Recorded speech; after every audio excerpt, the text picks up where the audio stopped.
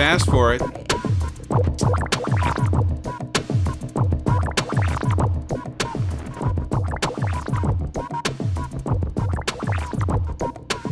She speaks from pulling out of the box of business guru magnetic poetry. And yes, you did lose it, and that sucks, and you have to be on unemployment, and that is horrible. But man, it's not forever. What if this is for you?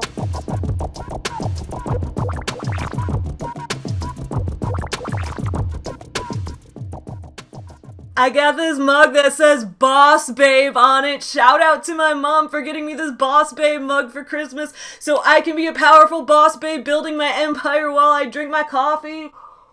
What's up, my fellow small business supporters? It's Savvy. Welcome back to Savvy Writes Books. On this channel, we talk about books, writing, and small business owner life, and we love to roast the business scammers here. Those who are like, come to my really expensive conference, take my really expensive courses, and you will learn how to be a better boss babe. For a long time, a lot of people have been asking me to do some type of review of the Rise conference run by Rachel and Dave Hollis of the Hollis Company. As many people know, I have reviewed all of Rachel Hollis's books. Girl! I have been having people reach out to me saying, hey Savvy, I went to this conference. I really want to tell you what it was like from a consumer's perspective. I've had people say, hey Savvy, I have 9 hours of footage from this conference. I'm gonna send it to you. So first of all, shout out to the person who sent me 9 hours of footage from this conference. As I've said in the past, I've been wanting to review this conference for forever. I looked into this because I kind of wanted to attend this conference so that I could go and do a review of it. But the cheap seats are $300. So it's the cheapest possible ticket. The most expensive ticket. That's the price of empowerment. And then when someone who went there was able to send me the footage, it was fantastic. I will not be revealing that person's name. However, throughout this video, I will be including clips of 2 interviews that I did with 2 different people who attended the Rise conference. One who attended the Rise conference in Toronto. What year did you attend the Rise conference? 2020. 2020? Oh, was it like in Toronto. At the beginning before the pandemic happened? Technically, yes. But in hindsight, going was probably not the smartest decision I had ever made. And although it was mentioned at Rise, like, there were literally 5,000 women squished in a room, you know, like, coughing on each other. It was really weird. Oh, God. Yeah, so, like, social distancing was not even a thing people thought about. And one who attended the virtual version of the Rise conference called Rise Live, which was hosted a couple months, like halfway through 2020, before Rachel and Dave got divorced, but during the pandemic. I actually got the VIP one. The footage that someone sent to me was actually from the Rise Live conference. So I got 9 hours of footage from the live conference that was shown, including the VIP ticket stuff and all of the extras and that kind of thing. So I reviewed all of that. However, I noticed that when people had tried to upload that footage to YouTube in the past, they were getting copyright claimed and copyright struck and blocked, and I just didn't want to deal with that. So I decided to be creative, and instead I used American Girl dolls and Barbie dolls to do a stop motion animated version of this. Everyone's like, what is going on? Is she starting a cult? Shout out to Samantha the American Girl doll for her excellent portrayal. I decided Samantha was the one I needed to use for this video because, I mean, when you analyze all the American Girl dolls, Samantha's just the one who's most likely to be like a hashtag girl boss, girl power, boss babe. I don't know why.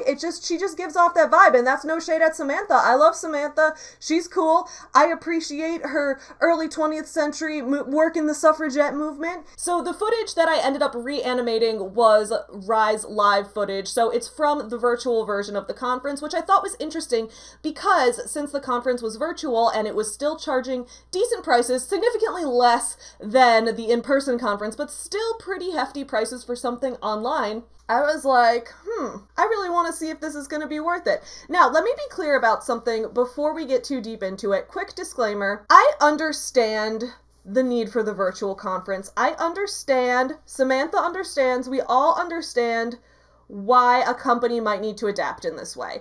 As you guys know, I'm a small business owner. I run a company called Forever Home Friends, producing children's books, plushies, toys, and merch based on real rescue dogs and their journeys to adoption.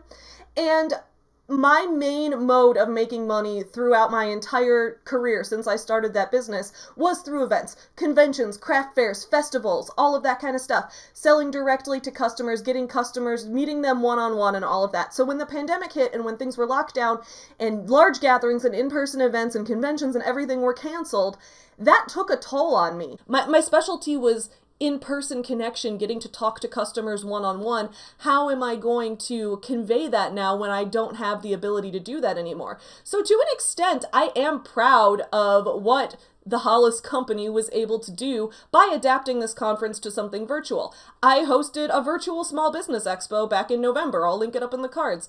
And that was a lot of fun. But you know how much it cost to attend my virtual small business expo? Nothing. It was free. You could just come on over to my live stream and enjoy it. Now, I understand that for a conference like this, there were more costs involved in putting everything on. Everybody has to get paid, especially people running the cameras, like all that good stuff. I get it. I think it was a little overpriced, and some of the attendees do too, as we will see in this video. Thank you for your service, Samantha. I'm gonna go put you back on the shelf.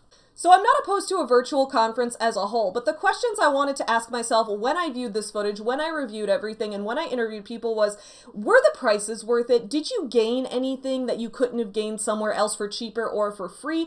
Did you feel like you were being scammed at all? Did you feel like there were any types of cult rhetoric used? What was the overall experience like? So we are going to go into that with my opinions on the conference I viewed, and then my interviews with 2 other people who have attended. We are going to delve deep into this conference and what it's all about. Stick around, friends. Get you some nuts. There was lots of memes. Makes me wonder if I should pick up lesbianism. Chicago. You guys asked for it.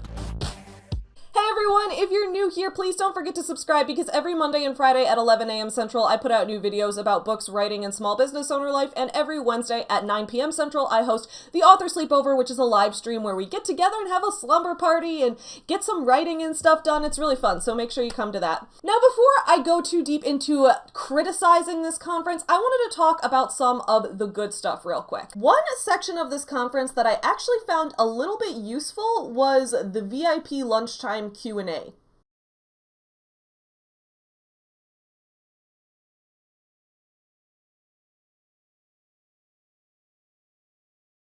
Leanne is asking, I would like to know how Rachel is handling workloads with her team. We have a tough environment of new challenges and lots to do, but many people are less productive with young children staying at home. Yeah. My workplace is saying the right things, but then in practice asking for a lot from us. I'd love to know how the Hollis Company is managing this. Yeah, I think we can both speak to this right now. That first week, Leanne, we made the decision to go virtual. That was pretty freaky. Scary. It was pretty scary. We'd never done that before. And actually, there's a really good podcast that I did with Amy Porterfield from that first week because she has only ever had a team that is virtual. So in that podcast, she talks through the best tools and tactics and things so that might be helpful for you. But I think for us, it's like, get your work done is kind of the goal. Is like, okay, we know we have a lot of people on staff who have young children, and I'm like, I am not asking you to put in 8 hours right now. There's not even a way that I could make sure that you're doing that. But it's, can you handle the workload that's in front of you? And frankly, I don't care if you do it in the morning before the kids wake up, and then we don't hear from you until after they go to sleep. It's just, can you continue to do that thing? And if you can't, cool, just over-communicate is our rule. Over-communicate where you are and what you need to do so that we as leaders can help you if you need help. One of the gifts of this quarantine that will be a long-lasting thing that we look back on 5 years from now and say, man, that was a game changer, is how systems being put in place because of the disconnected nature of our team are allowing for communication, accountability, and productivity. So Asana as a thing that we're using as a tool, it was a thing we were using, but not as religiously as we're using now. So finding some kind of framework to actually organize what you're going to do, assign what needs to be done to certain people, and then hold them accountable. This was the only section where I felt like anyone was addressing any type of actual tangible advice. When I look to someone who's been more successful in business than I have, I always want to know, how did you get there? What advice do you have for me? And I'm not talking about be yourself, think positive. I don't give a fuck about that. I already am myself. I already think positive. I want to know about how you make money, what tips you have for managing your team and your employees. And of course, though, this VIP lunch Q&A was not available to all attendees of the Rise Live virtual conference. It was only available to those who paid for the VIP ticket, which cost, ready for this, $200. $200 for a virtual conference, not even to go there. So that was one of the things you got with that. And now, with that in mind, we're going to go into the first big criticism section of this conference, which is both of the people I interviewed for this video attended the Rise conference at the VIP level. The attendee who went to the virtual conference got the virtual VIP ticket, which was $200, and the person who went to the in-person conference in Toronto back before the pandemic also got the VIP level ticket, which for the in-person conference is $1,800. She told me that it ended up being around $2,000 when factoring in things like tax and other fees. Based on your experience that over the course of that weekend, do you think that the ticket was worth the price? No. Overall, did you think that the conference was worth $200? No. I didn't necessarily feel like I learned anything, but I don't really feel like it was so weird because listening to Rachel the whole time, it was literally like everything she was telling us was, like you can find all this stuff online. You don't need me. I've come up with none of this. It was almost like she's like really mystified. Like she has no idea why people are there listening to her.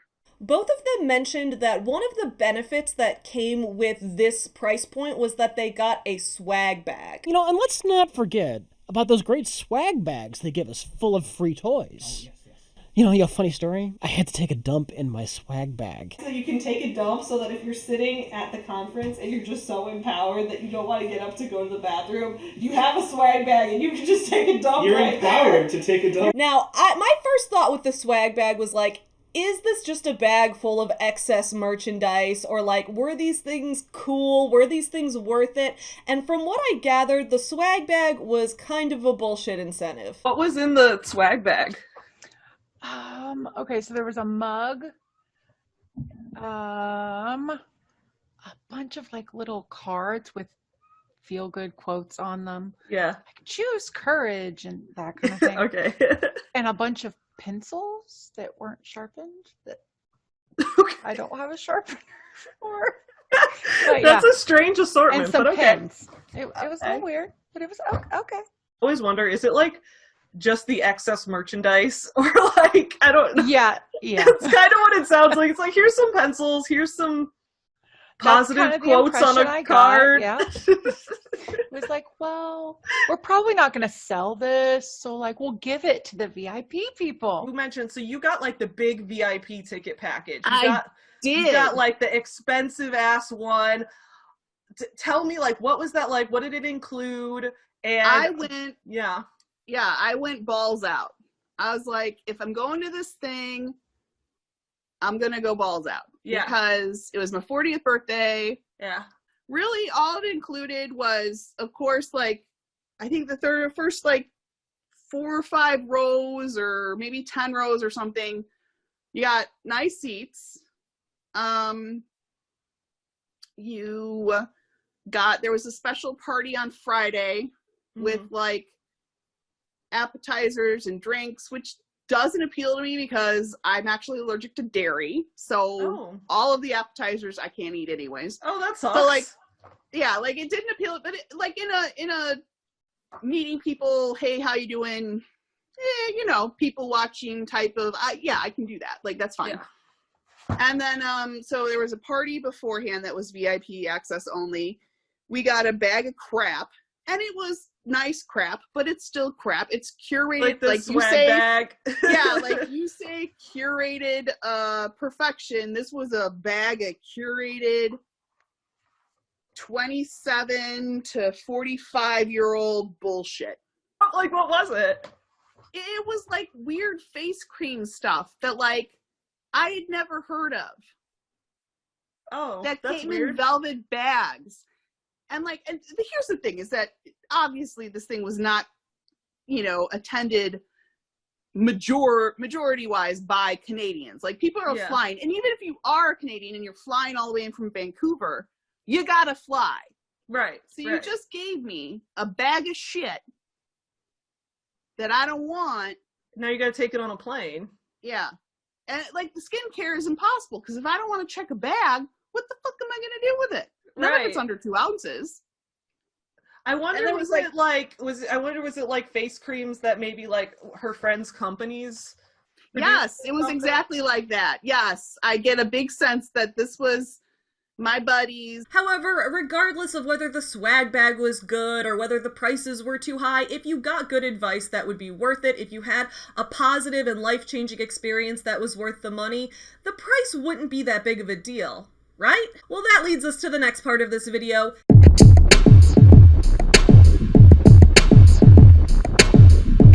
When I started watching the Rise live conference footage, I was a little shocked at how much working out was in it. And I like to work out, guys. I'm still trying to get back in shape now. I don't have anything against this, but I just thought it was really excessive. I took notes of the timestamps in the video of when I started, and the first 10 minutes of the conference was a workout instructor moving around and taking people through workouts, which, again, I'm glad she hired a workout instructor instead of leading workouts that she's not qualified or trained to lead.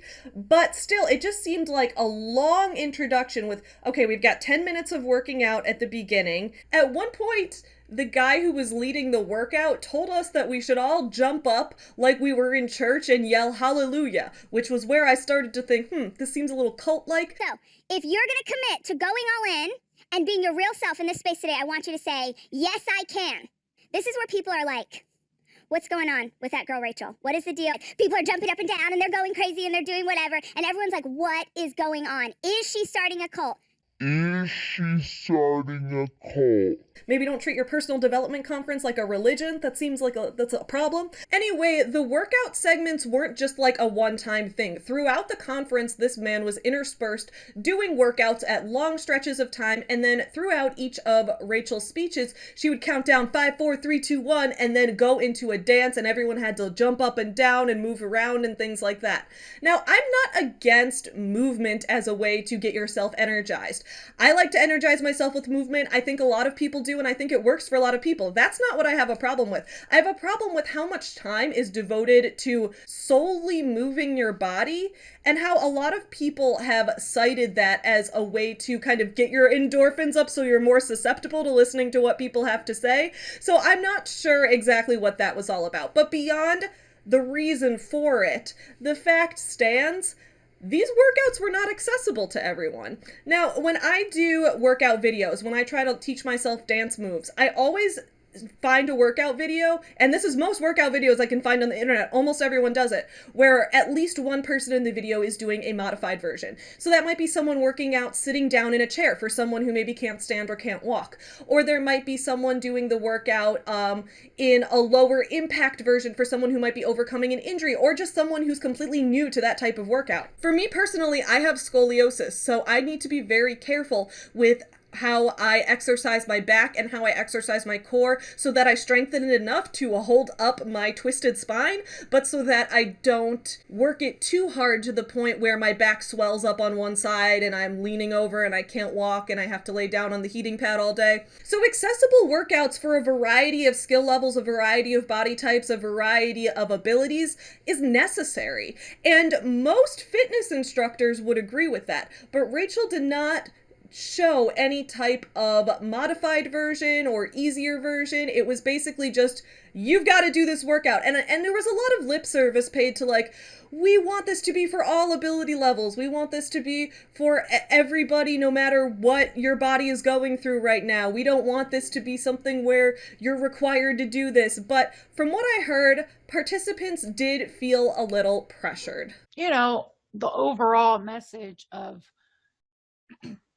where you should move your body 30 minutes a day, like they really like that point.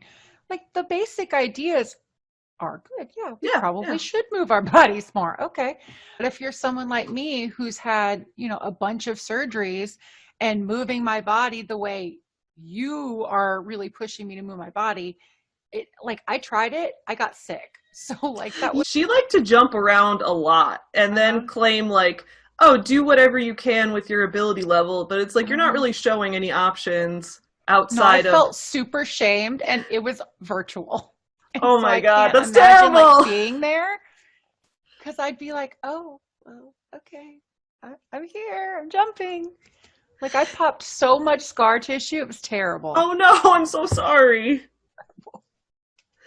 I guess that's the thing is, like, I feel like in the conference she would say a lot of things like, you know, this is regardless of ability level or regardless of where you're at, everyone should do what they can, but it seemed mostly like just a thing she was saying as opposed to, like, she didn't show any, like, here's how you could do this sitting down if you are, you know, not able to stand up and jump around right now. So it just seemed like it was like an afterthought. It was like, do this, do this, do this, do this. Oh, wait, but I should probably throw that in so people can't say I was singling people out or being defensive, or that's what it felt like to me.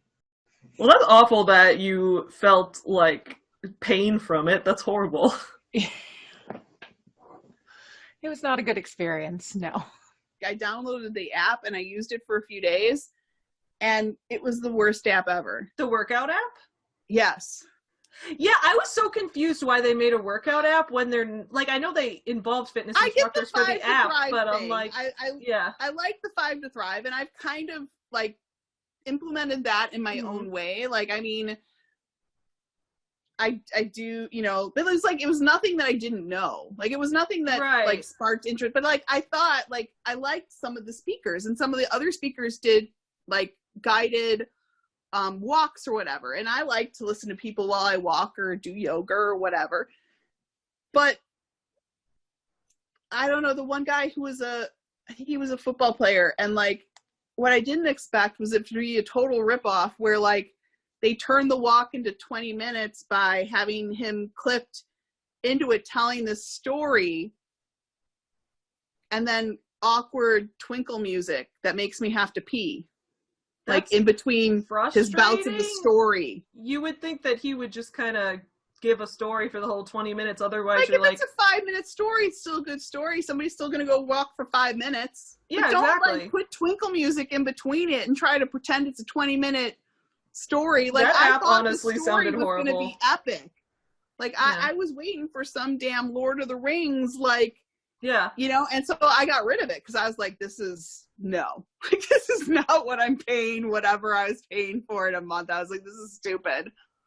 With, in terms of, like, I know that there's, like, the app and things like that. One of the things that always bothered me, just, like, in the book Girl Wash Your Face and just in some of the speeches and things like that, there always seemed to be this body shaming type of element. Did you ever feel that? I always felt that, and I have reasons for that I can go into, but I wonder your opinion as well. You know, I think that was one of the things that, because I have a few points that, like, where you went somewhere and I didn't, like, oh, cool. I find that interesting. I like to know where people differ from me. Like, where you went with it and I was just like, like, and I never picked up on any of that. I never did, but not in the books. I didn't. But when I was there, I did. Oh, okay. So what did you notice there then? And maybe this is why I didn't get the cult feeling from it, is because, like, I was a bit disillusioned with stuff that was going on. Like, she was, like, this is why I think that people ask her to do things and then she does them and she just doesn't think about it, and it's just a little dumb. Because, like, she was talking about, so many people ask me what I eat, and I eat a grilled or steamed piece of meat. I eat with vegetables and something else, and then I drink water all day, and this is what I eat for dinner every day. And, like, if you do that, like, you'll probably, you know, like, you'll be where you want or whatever. Like, she suggests people go to therapy, suggests people go to a nutritionist. Yeah. Suggest people talk to their doctor. Don't tell me what you eat. I don't believe that. That's as boring fucking shit I've ever heard, that you eat that every night for dinner. Yeah. Like, maybe she does, and that's why she's so boring. I don't know. But, like, I did sort of feel like there was some definite, like, if you move, you'll feel better. The skinnier you are, not that she said that, but the healthier you are, the better you'll feel.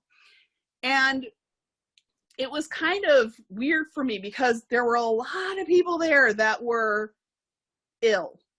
Like, you could tell. I've been through chemo, so I can tell who's going through chemo. And there were people there who were disabled. So the prices were really expensive. The workouts were sometimes dangerous to people if they didn't have the right modifications or the right base of knowledge about that type of workout and how to modify it for themselves. But that wasn't the majority of the conference. The majority of advice in the in-person conference, should have been how to improve as a business owner, how to improve as a person, how to reach for your goals better, how to focus on yourself and your optimism more and all of that. And for the virtual conference should have been focused on, well, how can I adapt things to the pandemic? How can I try to continue to reach for my goals in an uncertain new world? If all of that still had good information, then the conference would still be worth it, right? Well, let's head into the next part of this, which is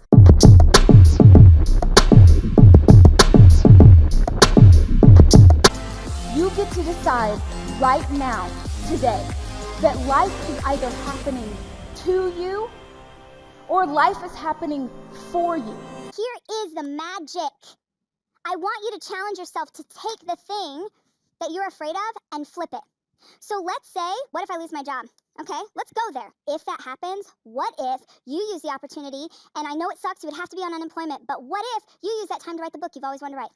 What if you use that time to learn to be a baker? What if you get closer to your kids? What if you hated that job anyway, Sarah? You hated it. All you've talked about for the past 6 years is how much you hate that job. And yes, you did lose it, and that sucks, and you have to be on unemployment, and that is horrible. But man, it's not forever. What if this is for you? life is happening to you or life is happening for you. But what if life is happening you are never through going to you? get to the next place. That's It's between gonna you enter. and for you. Now, I'm a pretty positive person. I smile a lot. I'm pretty high energy. But I think that positivity becomes toxic when it's to the point of ignoring the faults in something and ignoring your own faults, ignoring things that you might need to apologize or make amends for. Basically, I think having an optimistic outlook of the future is good and is helpful. It's a reason I love Star Trek so much. Having an optimistic outlook of the future can't come at the expense of being a realist when you look in and introspect on yourself and your own life and your own privileges and advantages and your own disadvantages and weaknesses and the lives of people around you. Basically, you have to take a little bit of everything and mix it together. Some of the motivational stuff did resonate with you. Yeah, I mean, where you do want to be your best self. I do want to be a good mom. I do want to practice more self-care and absolutely don't pour from an empty cup and just a bunch of stuff like that. Yeah. But yeah, I mean, all of that, the idea of it is good, but after a while it starts to feel like empty words, I guess. Mm-hmm. Like, I'm just not sure she actually means it anymore. And while I felt like some of the speakers at this conference were starting to get towards that and were acknowledging, like, yes, it's good to acknowledge that there are real fears right now. Yes, it's good to go to therapy.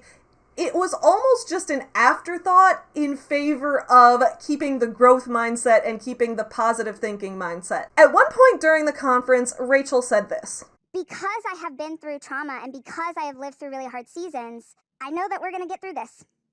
Even if it sucks, I know that we're going to get through this. If you are a survivor, then with all the respect in the entire world, this might be scary, this might give you anxiety, but if you've lived through something really hard, being safe at home in quarantine and being lucky enough to get to do that, this is not hard. This time for me is inconvenient. This isn't hard. And I know that there are people who are watching at home who have also been through their version of hard. Dave's lived a really beautiful life. And certainly he's worked really hard to get where he is, and he's gone through difficult things, but not the same level of trauma that I've walked through. Pandemic has been a lot scarier for him than it has for me. Like, Dave, the amount of news that he consumed, and it was just like, I've never been in danger before. His reptile brain is trying so hard to control, we're in danger, we're in danger, we're in danger. And I'm over here with my mammal brain like, oh, no, I've lived through worse than this before. We're gonna be okay. And I was like, what? I did not at all understand this point about how if you have gone through trauma, then the pandemic is suddenly less hard for you. That's not true. That depends on a variety of factors. Maybe Rachel herself didn't see the pandemic as hard as her past trauma, but if she were still living in a lower income background like she had been as a child, she probably would find the pandemic just as hard. A lot of people have been contracting this disease. A lot of people have been dying of it. A lot of people have been watching their family members die of it it, and others have been cut off from all of their family and friends for nearly a year now. I don't know how she can possibly say that having certain types of trauma means that the pandemic shouldn't feel hard for you. That's incredibly tone deaf, and this is basically what I mean by toxic positivity. Trying to claim that a worldwide pandemic that has caused mass unemployment and over 300,000 deaths in the US, to claim that that is not so hard once you've gone through some real trauma, is incredibly insulting to those who have been suffering with the disease, those who don't have health insurance right now, those who are struggling with the United States' fucked up healthcare system while they're trying to get some kind of treatment for this, those who have to go into work in a hospital every day as an essential worker and expose themselves to the disease, maybe when they even have elderly parents, otherwise they wouldn't be able to pay their bills. Like, it just goes on and on. I don't need to tell you guys why the pandemic's hard. You all already know. I just can't imagine how someone could think it's not. Then once we got through all that, our boy Dave took the stage. Right? Choosing positivity for me is one of my core values, and how I do that on an every single day basis, that's having a regular gratitude practice, making sure that I'm looking for joy, searching for the signs of hope in what sometimes can feel like hopeless times. Guys know I don't like Dave. I think that people go too easy on Dave. I don't like him. And actually, one of the people I interviewed didn't like him either. We got the photo ops, which I thought it would be one with both of them. That's what it sounds like on the website. Was that not what it was? No. And this Really? is like one of my, I have a few points that I definitely want to hit on. Like, Yeah. And one of my points, I'll just talk about now since it was part of the, is that, yeah, it was separately, which I don't really mind, but the problem is that, like, I've been to so many nerd conventions and I've helped out behind the scenes and helped run lines and stuff like that. And I was just like, God, that's going to be 2 fucking humongous lines I have to sit in. Yeah. So did you have to wait in 2 really long lines for each Yeah. one? And That's ridiculous. one of them was at we had our photo with Dave at the Friday night special whatever thing. I feel like people give him too much credit, and I think it's just because he's likable and funny, but dude, that's how people get you, is with the charisma. Oh, but he's not. He's like used car salesman. Are you trying to sell me like a 1989 Pinto? Like, yeah. And the thing is that, like, it wasn't like he was unpleasant. Now, do either of us have an objective reason for hating Dave? No, I mean, I didn't like the way that he was portrayed in Girl Wash Your Face, the way he seemed like a very manipulative guy taking advantage of the power imbalance he had over his much younger girlfriend with much more life experience, a much more financially stable place in life. It really seemed like a power imbalance, and I'm willing to, I'm one of those people who believes that everyone can grow and change, that everyone can be a better person. So do I think maybe at, I don't know, 45 or however old he is, he's a better person than he was at 27? Sure, he probably is, yes. But from what I see in discussions on a lot of forums and a lot of website comment sections and things that I read as I do research for these videos, a lot of people seem to have this mindset that he's the better parent. He's the one who's more involved. He's the one who's, you know, still making jokes and smiling and being likable. And guys, I've got to say, I think it's internalized misogyny.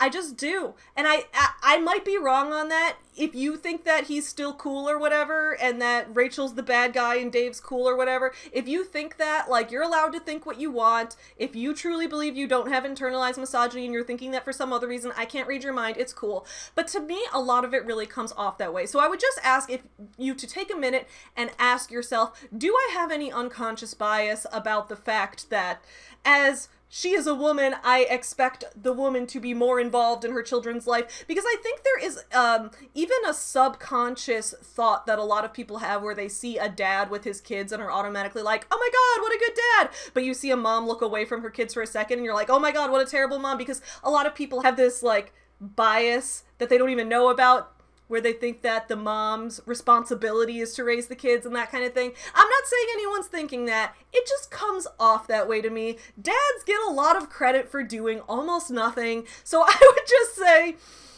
think about it. Because I'm tired of men getting praised for nothing. Happens all the time, y'all. Anyway, let's talk some more about why I don't like Dave. Right? Choosing positivity for me is one of my core values. And how I do that on an every single day basis, that's having a regular gratitude practice, making sure that I'm looking for joy, searching for the signs of hope in what sometimes can feel like hopeless times. If I want to have a more exceptional relationship with my wife, right? Better tomorrow. I want my relationship with Rachel Hollis to be better tomorrow than it is today.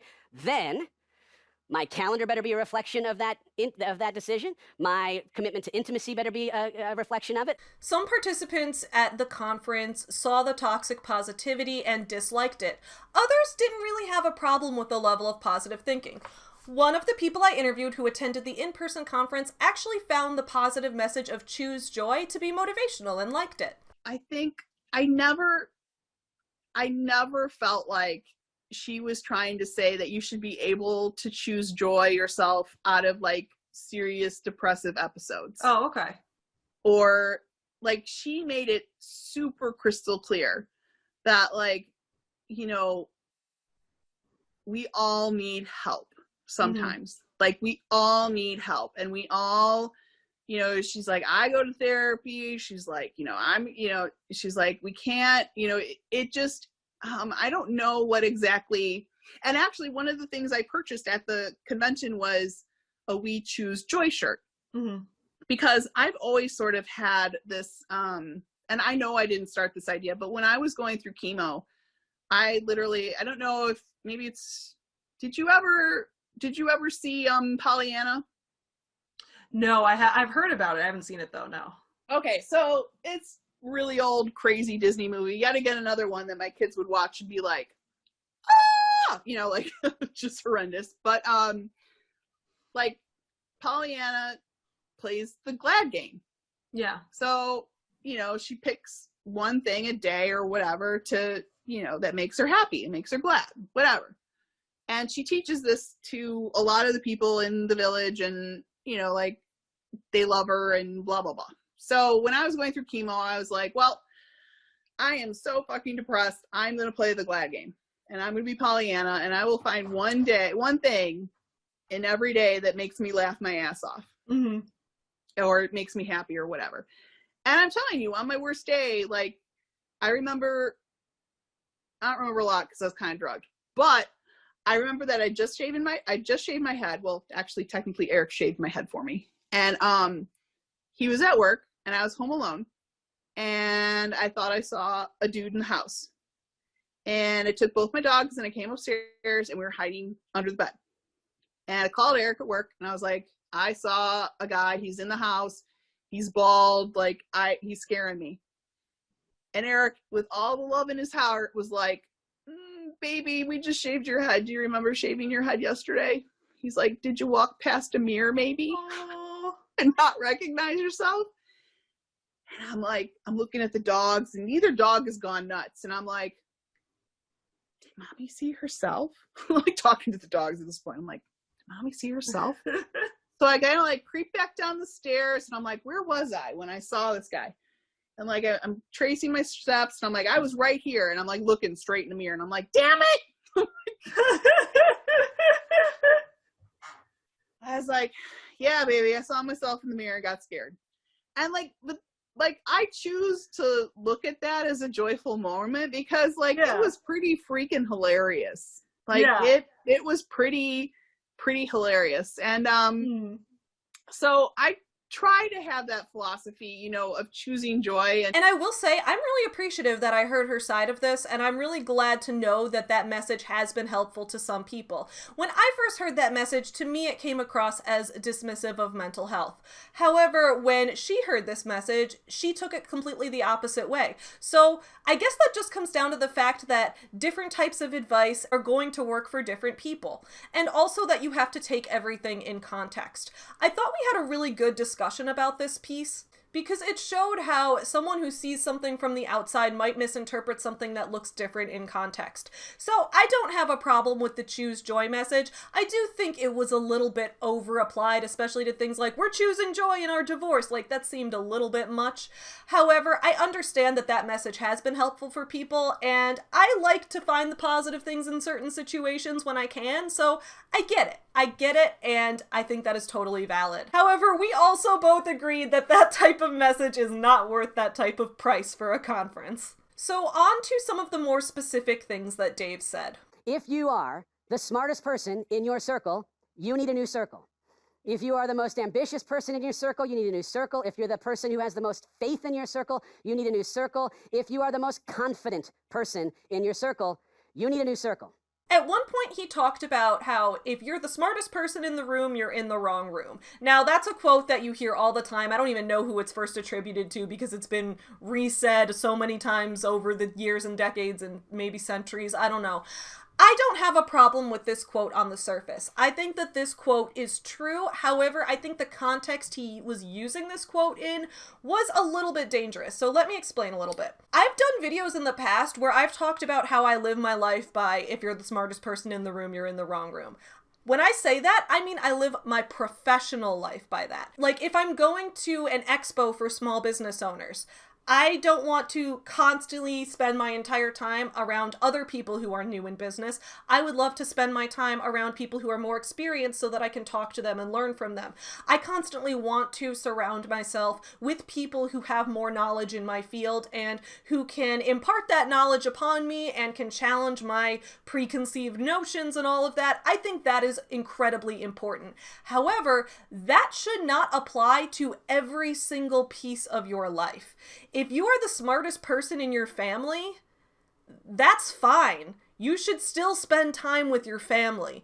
If you're the smartest person in your friend group, that doesn't mean you should let go of all your friends just because you don't think they're smart enough for you. That's some elitist bullshit. And because I've seen the Hollis Company and these other motivational speakers here get involved with things like multi-level marketing companies and pyramid schemes and those type of things, a lot of which emphasize this mindset of, if the people around you aren't constantly uplifting you, aren't constantly supporting you, then you need to cut them out. Okay, your sister's judging you for what?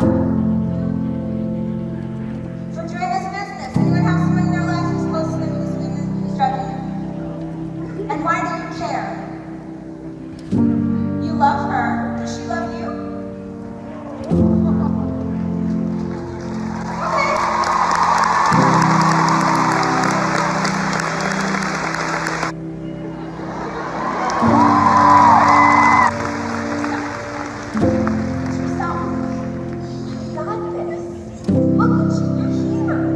That leads to a mindset where no one gets challenged and everyone is able to get isolated and more easily roped into cults. That's just the path it leads down, and I know that seems dramatic, but it starts with things like, always don't be the smartest person in the room. Yes, apply that to your professional life. Apply that to when you are trying to learn from other people. I like to spend time with people who are better at YouTube than me. But I also spend time with my friends who are newer at YouTube and give them advice about starting up a channel. Like, it's gotta be a mix. But more than that quote itself, I had a bigger problem with what he followed it up with, which is, you are what you consume. You are what you consume. Good news, you made a good choice today. You are consuming good things that are going to push you to think differently, but we are consuming all the time. We are consuming every day. There is more consumption happening than any other time in history, and if you aren't really conscientious, I mean hyper-conscientious of curating, of moderating, of auditing what you're consuming, you will become it without realizing it, right? So who you follow on social, what you're watching on TV, whether you decide to watch the news or not, that will affect how you feel about yourself when you're by yourself, and in that state, whether you can or can't be confident. I a big fan of taking in as much content as possible. And I know that that's not always feasible. We've only got so many hours in a day. And, you know, sometimes I don't like hearing people say things to me like, you know, anti-feminist things or things where people hate the LGBT community. Sometimes those things hurt, but I still listen to them. I actually watch a lot of conservative YouTubers. I watch a lot of people who actively disagree with the views that I have, because to me it's really important to understand what other people actually believe and why they actually believe it. To me, if you don't take the time to listen to someone who says something that may be completely insulting to you as a person, you at least know that that viewpoint's out there. If you keep yourself in an echo chamber, you become unaware that types of viewpoints even exist, and it makes you sheltered from the realities of the world. So I can watch someone like Classically Abby, for example, and she says things about being a traditional woman and how I'm less of a woman because I don't dress modestly and things like that. She can say these things that I find incredibly harmful and offensive, but I still want to hear her say them. I mean, I'd rather she didn't believe them, but since she already does, she already has those beliefs. So I want to know what they are and where they come from. And if I don't take the time to listen to that, then I might just be in my happy little bubble under the impression that, oh, you know, our society's moved past sexism. I don't experience sexism in my life, so everything must be okay. And no, you don't want to be there. You want to know that there are still people who have harmful views. So I do spend a lot of time listening to people I don't agree with. Even if what they're saying is false, even if they're just outright lying, it's good to know that people are spreading those lies. It's good to be aware of what other people are saying around you. So that's my best advice, is listen to people you don't agree with. And if they're lying to you, call them out for lying. And if they're repeating something false, some fake news or something, cite your source and tell them why that's wrong. Debunk it. Get in a discussion every chance you get. That is my best piece of advice. Do not say you're you are what you consume. No, you can consume things that go directly against what you are, and that can just make you a stronger person, because now you're more aware of what someone else believes and what types of mindsets exist in the world around us. That's my thought. Don't cut yourself off from any type of information or any type of discourse. That is only harmful. However, I shouldn't be surprised that a lot of this advice is very surface level and sometimes outright wrong. The next section of this video is going to be all about the unlicensed and unqualified advice that happened at this conference.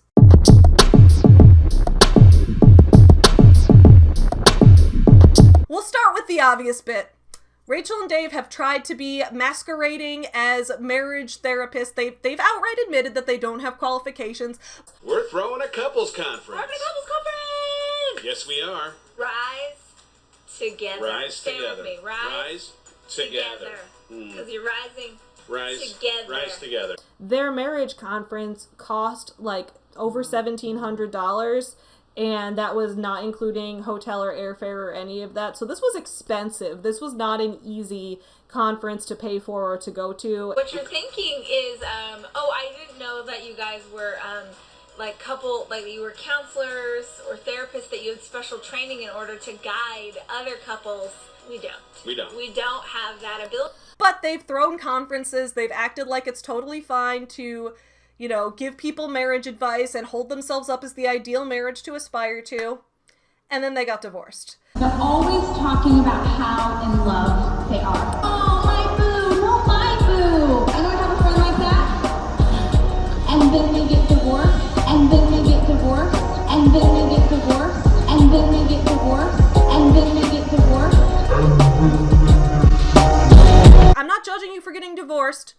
I know a lot of people who have gotten divorced and it was the right move for them. I know a lot of people who were in abusive relationships who left their spouse and never looked back, and it was the right decision for them. Divorce can be a beautiful thing when it is done properly. The problem is that your divorce came after you gave people marriage advice while you were already struggling, when you weren't qualified to give that advice. So it's like, if a marriage therapist or a marriage counselor who had licensure in this field got divorced, I wouldn't judge them for it, because they have the qualifications still, they have the knowledge, they studied it, they read up on this, they have the literature, they have all of that. Whereas if an average ass person is claiming that they have all the secrets to a great marriage and they don't need an education because they have the lived experience, and then it turns out they don't have the lived experience, then what bullshit did anyone pay you for? Turns out I'm not the only one who felt this way. She would say, and then what Dave would say, and how much they would talk about, you know, I want to be the best, I'm always working towards being a better spouse, and it's like then they get divorced a couple weeks later. It's like, it was like, but okay. Did you feel scammed at all when that happened? Yeah. I was like, okay, so you put on this virtual conference and talked about how amazing you are and how to have a better marriage and like how you're such a great husband or wife or whatever. My response is I will be a better mother when this is done. I will be a better wife when this is done. I will be a better wife when this is done. It's like, and so we all paid all of this money and now you're divorcing. And again, like, divorce happens, that's fine, but like you went out of your way almost to beat us over the head with how amazing you are and pretty much how we all suck is kind of the feeling I started to get. Like, wow, you're exceptional. I must be horrible. I think that their marriage kind of sucked. And so it was, well, let's talk about how amazing we are so nobody sees any cracks. Nobody will notice that we don't actually like each other anymore. They'll be way too focused on our awesomeness and our exceptionalness. If I want to have a more exceptional relationship with my wife, right? Better tomorrow. I want my relationship with Rachel Hollis to be better tomorrow than it is today. Then my calendar better be a reflection of that decision. My commitment to intimacy better be a reflection of it. My response is I will be a better mother when this is done. I will be a better wife when this is done. I will be a better wife when this is done. While the divorce was a huge turning point for a lot of fans that really started to turn off of the Hollis Company brand, others didn't necessarily see a malicious intent. And I'm willing to believe that too. I don't think she's like, I mean, she could be. She could be. And the whole like book with the divorce thing, I think she deluded herself. Okay. Like, I think she thought she could fix. I honestly think she thought she could fix it. So you don't think that because I was going to ask about that, because I know a lot of people, and someone else I talked to also was very kind of disillusioned after the divorce happened, being like, okay, I spent money on a conference, you gave advice about your relationship, and it turns out it wasn't that good, and now a lot of people are feeling scammed. You don't think that was like an intentional scam, though? I don't know. I don't think any of us will ever know. We can't read people's minds. No, and I have an opinion. I'll say my opinion. But like, when I was there, I found it extremely strange that the picture wasn't with the two of them.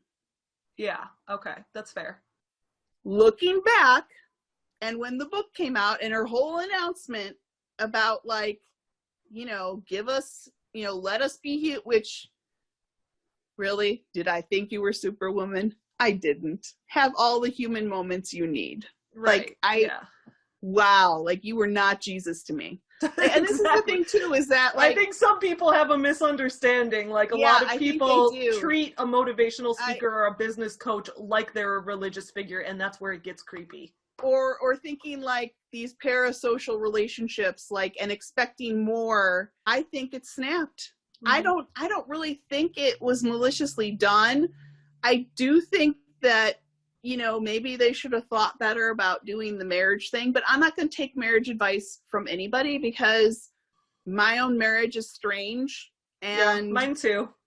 Like, I'm not going to pretend that like I have some perfect marriage and that my marriage would work for anybody else.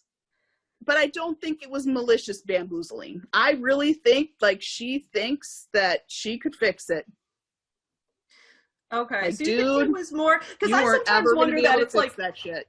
Either way, like, I feel like the audience loses out when it comes down to this, because it's like, I wouldn't accuse her or Dave or any particular person, other than maybe Tony Robbins. I'll accuse Tony Robbins of, I think he is intentionally manipulative. The thing I think, the problem I think with that, like, and that they shouldn't have been offering it. But the problem, I think, it's a complete circle, because if you get people who have these fantastic egos and they're getting all this money from people, and then I think like on that end, I think people started asking for it. Yeah. Hey, can you help me with this? Hey, I don't have this business related thing, but I have this thing, you know, in my relationship. Because I really didn't feel like the books had any, like, besides telling her awful stories as a background to, like, this is why you should be, you know, you and like, you know, like, I don't think that really in her books she's trying to give any sort of relationship advice. I really feel like part of that came from her getting bigger, and it's like, well, people have been asking me for this, so maybe I should do it. I think this is a fair assessment. I think to a point we can sometimes get wrapped up in our own work and our own successes so much that we start to believe we're capable of things that we're not capable of. And I don't think that it takes an evil person or a manipulative person to do something like this. I don't necessarily think that the divorce was a premeditated scam. I don't think that they were trying to scam people out of their money. And I think that this point that this particular conference participant made was good, which was that, you know, maybe they just legitimately were delusional enough to think that they were giving good marriage advice. So, I don't know. But this is where it comes down to everyone needs to know where their strengths and weaknesses are. If you are not a marriage therapist, don't be a marriage therapist. If you are not a mental health therapist or expert, don't pretend to be one. What made you seek out her advice or the advice of the people at the conference and that kind of thing? Well, okay, so a few years ago when Girl Wash Your Face came out, however long ago that was, I had just had my second baby, and my husband was deployed, and I saw it on Instagram, and I was like, I mean, I'm not in the best place. Like, I'm having a rough time, you know, having a baby, and I had a 2-year-old, and my husband's not here, so I could use a little self-help. Who can't? And I read it, and initially it really resonated, and it motivated me to try and be better and to give more and all that. And so initially it was fairly helpful. And I didn't go to any conferences or anything like that. They are always too far away and too much money, honestly. Yeah. Sorry. And the more I read her stuff, I would find little bits that I was just like, I really don't think my mindset is going to help certain things. Like, it's not going to regrow my esophagus. Like, my esophagus is made of colon. Like, that just is what it is. It's not going to magically regrow. I'm not going to magically make my anxiety go away. Like, my medication helps, but and so little things, and it just kept getting, like, building up, I guess. But I kind of pushed it because I was like, no, it helped you. Remember, it helped you. And so when the conference came up, I was initially pretty excited. And my husband was like, I mean, we're all home anyway, so why don't you take advantage of the fact that I'm working from home right now? I can watch the kids. I think it was on a Saturday anyway, but still. I can watch the kids. You can do it. It'll be great. And it wasn't awful, obviously, but the exercise thing really bothered me.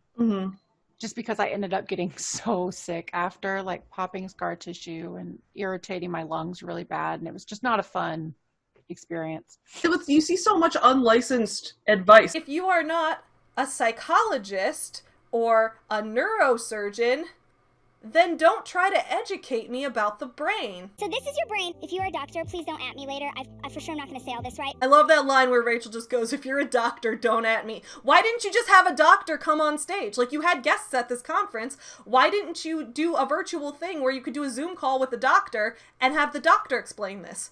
Why did you do this? This doesn't make any sense. So this is your brain. If you're a doctor, please don't at me later. I for sure am not going to say all this right. This is based on something called the triune theory, which is what the brain looks like. So the old school, any doctors, are you guys dying right now? Okay, this area right here, we're going to call this the reptile brain. So Rachel loves to talk about triune brain theory, and I didn't know much about this theory, so I looked it up, and it turns out it's been debunked. All right, here we go. The Brain Scientist from 2018. Here's an article by Daniel Toker called "You Don't Have a Lizard Brain." Despite our best intentions, scientists sometimes make a very basic mistake. We look for what makes humans unique. Certainly, humans are not just unique, but extraordinary. Nothing else in the known universe has produced art, science, technology, or civilization. But our history of searching for how precisely we came to be exceptional has often led to bad science and to popular acceptance of bad science. Nowhere is that clearer than in the hugely popular and entirely wrong theory called the triune brain hypothesis. You may have heard the proposal that we have lizard brains.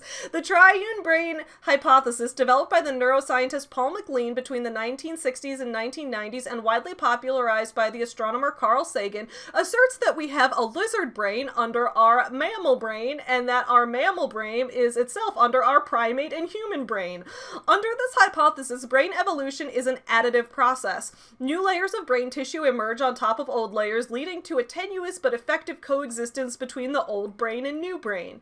MacLean proposed his incorrect theory after he made some curious observations about the effects of cutting out what he called the reptilian complex of a monkey's brain, so named because he thought it looked similar to the tissue that made up most of the reptile's brain. When MacLean took out this part of a male monkey's brain, the monkey stopped aggressively gesturing at its own reflection, which it thought was another male monkey. This behavioral change seems to fit MacLean's hunch that he had taken out a reptile-like part of the monkey's brain, since he thought that aggressive gesturing is a typical example of reptilian behavior.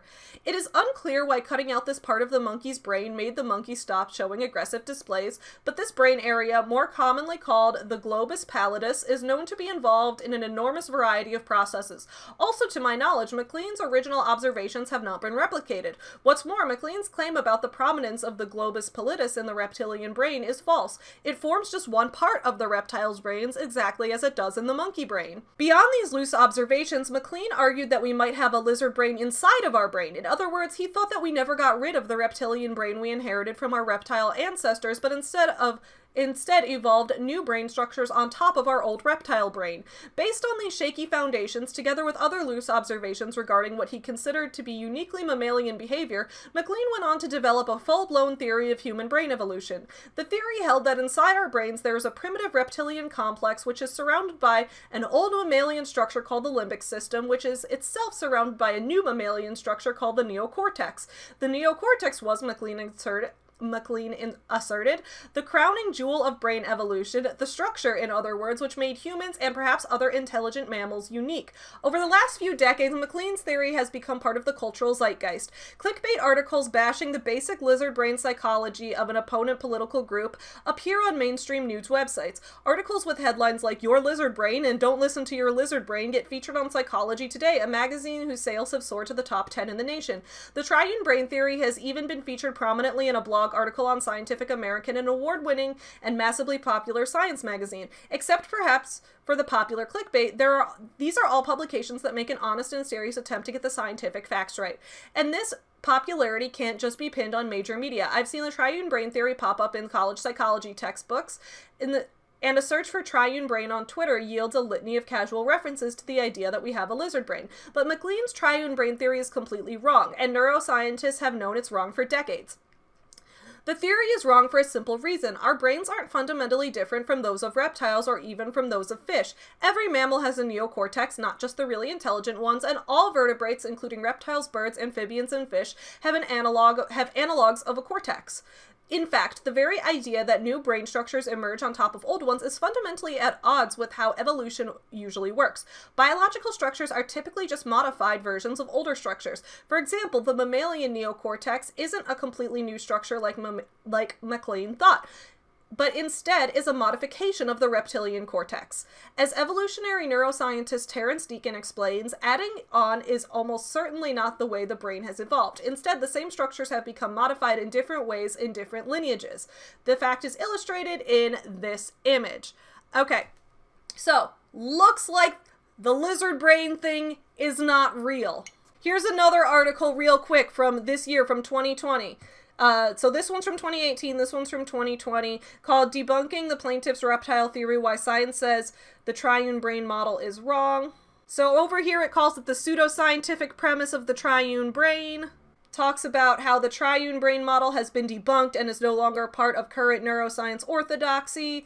Y'all, the lizard brain isn't real. That's just the truth. However, based on that article that we just reviewed a second ago, it's clear that a lot of people still do think it's real. Even textbooks, even people who might think that they're reading credible sources. So do I blame Rachel for the fact that she cited the triune brain theory?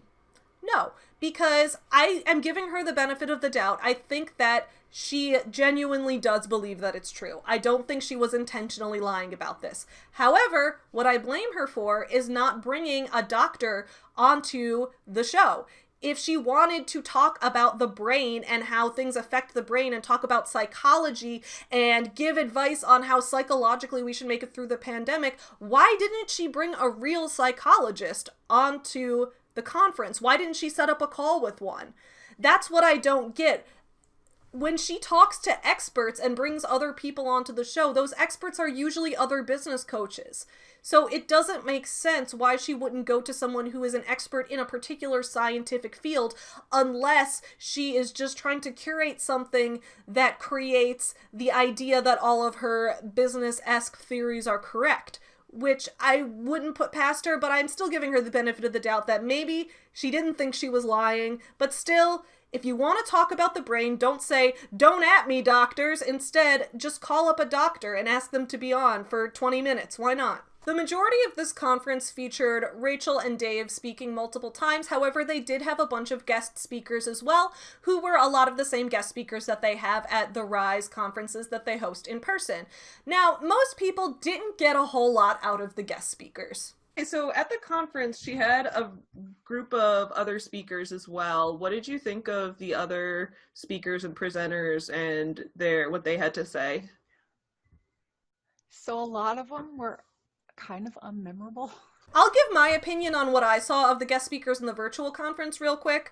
The most offensive person there was Ed Mylett, who is a big MLM guru. So I'm going to be doing a whole video on him in the future. I think there's a lot to unpack with him that I can't even go into this. So stay tuned for an Ed Mylett takedown video. So I was skeptical of the conference itself based on the fact that he was there giving advice.